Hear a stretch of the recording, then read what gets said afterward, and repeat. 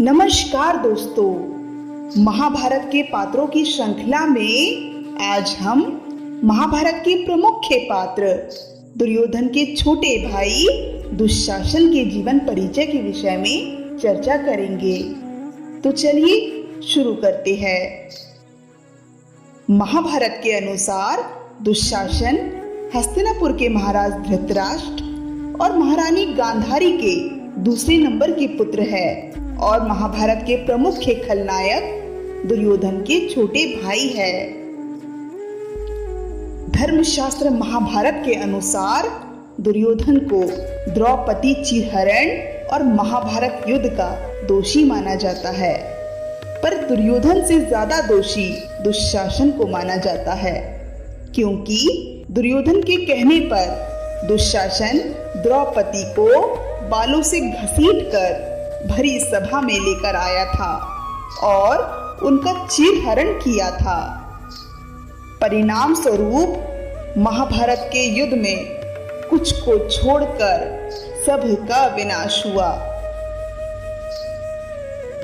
सबसे पहले हम जानते हैं दुशासन के जन्म के विषय में।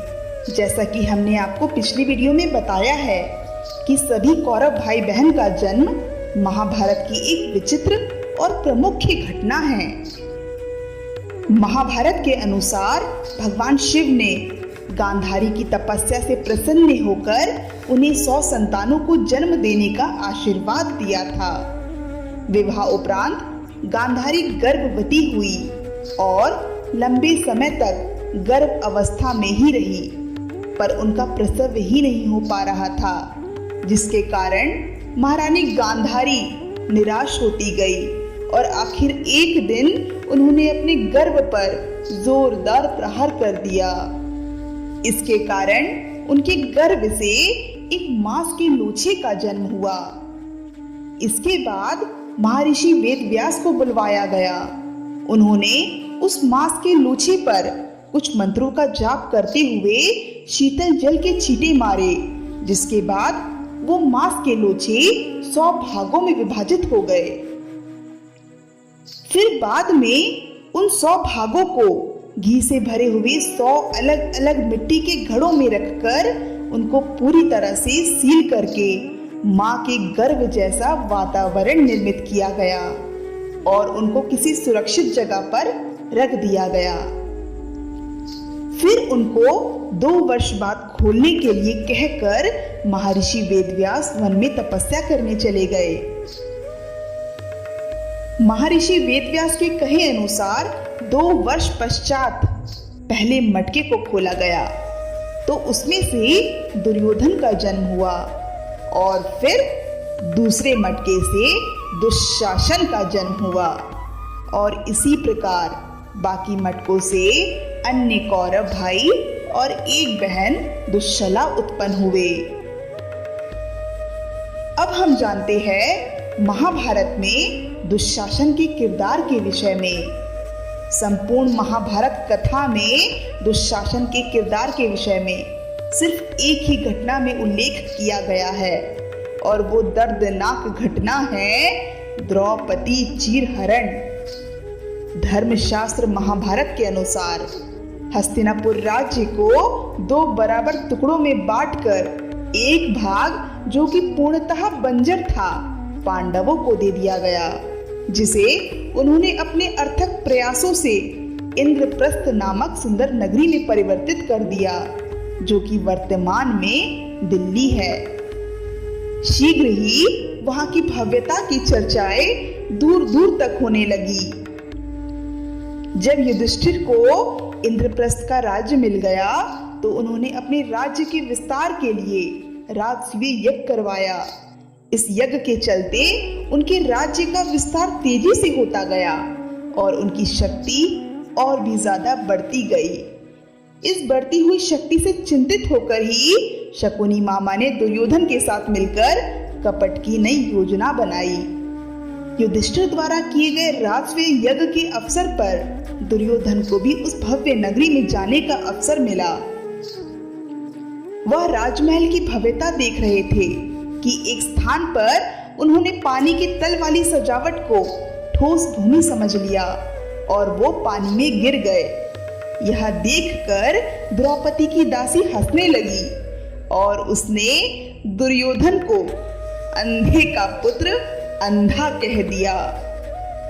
दुर्योधन की यह दशा देखकर वहां पर उपस्थित सभी लोग उस पर हंसने लगे। इस पर द्रौपदी ने भी मुस्कुरा दिया। द्रौपदी को मुस्कुराता देख दुर्योधन ने इसे अपना बहुत बड़ा अपमान समझा और वह क्रोध में हस्तिनापुर लौट आया। अपने भांजे की यह मानसिक स्थिति भांपकर शकुनी मामा के मन में पांडवों का राजपाट छीनने का कुटिल विचार आया। शकुनी मामा ने चौसर अथवा ध्रुव क्रीड़ा के खेल का आयोजन करवाया। फिर दुर्योधन द्वारा पांडवों को चौसर के खेल के लिए आमंत्रित किया गया, लेकिन पांडव यह नहीं जानते थे कि मामा शकुनी के पासे केवल उन्हीं के इशारे पर चलते हैं। पांडव तो मतभेद मिटाने के उद्देश्य से वहां गए थे, पर उन्हें क्या पता था कि उनके लिए वहां पर जाल बुना जा रहा है।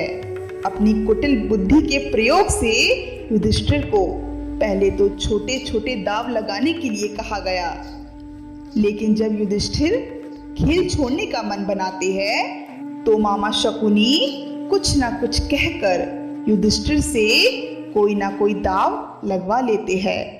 इस प्रकार महाराज युधिष्ठिर एक एक कर अपनी सभी वस्तुओं को दांव पर लगाकर हारते रहे और अंत में मजबूरी में उन्होंने अपने भाइयों और अपनी पत्नी द्रौपदी को भी दांव पर लगा दिया और उन्हें भी वो हार गए। फिर दुर्योधन के कहने पर दुशासन ने द्रौपदी को बालों से घसीटकर उनके कक्ष से भरी सभा में लेकर आए और उनका वस्त्र हरण किया। पर दुर्भाग्यवश भगवान श्री कृष्ण के कारण उनकी ये चाहत पूरी ना हो सकी। दुशासन ने जिस प्रकार द्रौपदी को उनके केशों से घसीटकर द्युत सभा में लाया था, दुशासन की इस गलत हरकत के बाद द्रौपदी ने प्रतिज्ञा की कि वो तब तक अपने केशों को नहीं बांधेगी जब तक अपने बालों को दुशासन की छाती के रक्त से ना धो ले। फिर एक एक कर सभी ने द्रौपदी को अपने कटु शब्दों के बाणों से अपमानित किया। इस प्रकार द्रौपदी का अपमान करके दुर्योधन ने अपना प्रतिशोध ले लिया। उस समय पांडव विवश थे, इसलिए कुछ नहीं कर पाए। पर उसी वक्त भीम ने सौगंध खाई थी कि जिस हाथों से दुशासन ने द्रौपदी के केशों को छुआ है, जिस हाथों से उसने द्रौपदी के वस्त्रों को छुआ है, वो उन हाथों को ही उखाड़ देंगे। फिर भीम ने द्रौपदी की भी प्रतिज्ञा को पूरा करने का वादा किया और फिर उसी दिन महाभारत के युद्ध की नींव पड़ी। इस खेल में पांडवों व द्रौपदी का अपमान ही कुरुक्षेत्र के युद्ध का सबसे बड़ा कारण साबित हुआ। इस हार के बाद पांडवों को 13 वर्ष वनवास में ही रहना पड़ा, जिसके चलते उनका जीवन ही बदल गया। अब हम जानते हैं दुशासन के वध के विषय में। महाभारत युद्ध के दौरान भीम ने अपना प्रतिशोध और अपनी प्रतिज्ञा को पूरा करने के लिए अपने गदा से दुशासन का मस्तक फोड़ दिया था। भीम ने दुशासन के हाथों को उठाकर कहा कि देख दुशासन, इन हाथों को देख, इन्हीं हाथों से तूने द्रौपदी के केशों को छुआ था और इन्हीं हाथों से तूने भरी सभा में द्रौपदी के वस्त्र निकाले थे। ऐसा कहकर भीम ने दुशासन की बाह को शरीर से उखाड़कर अलग कर दिया और उसकी छाती चीरकर रक्त निकाल दिया। उस रक्त से द्रौपदी के केशों को धोया। इस प्रकार द्रौपदी की प्रतिज्ञा भी पूरी हुई और दुशासन का वध हो गया।